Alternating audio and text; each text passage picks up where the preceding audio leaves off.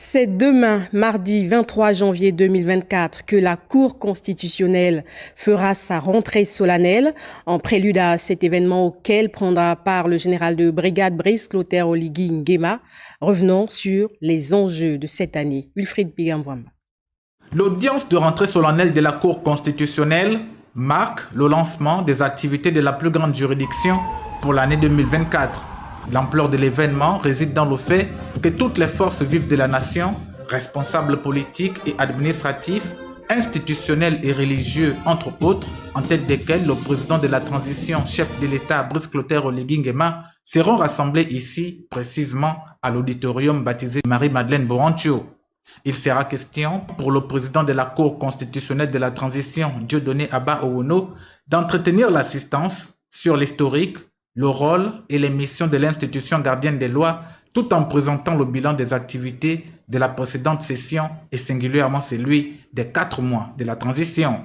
Une période riche en rebondissements, ponctuée par le contentieux alimenté par les saisines des compatriotes s'insurgeant contre le nombre des membres des 2 chambres du Parlement qui a tenu la classe politique et sociale en haleine. Des requêtes, somme toute, jugées irrecevables, conformément aux dispositions des décrets numéro 0017/PT/PR et 0018/PT/PR du 6 octobre 2023 portant nomination respectivement des membres du Sénat et de l'Assemblée nationale.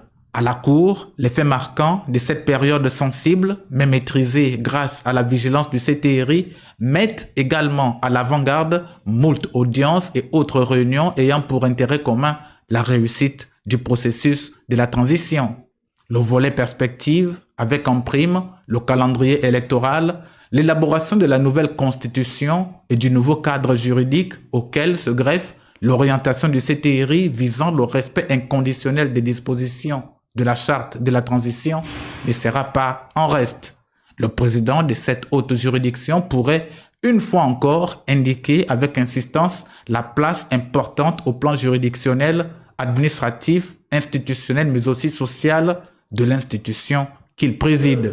Pour l'éclat de cette cérémonie qui traditionnellement se tient le 3e jeudi du mois de janvier de chaque année, exceptionnellement le 23 janvier de cette année 2024, agenda présidentiel oblige, les juges constitutionnels, les assistants à la Cour et les greffiers, sans oublier le personnel, sont déjà à pied d'œuvre.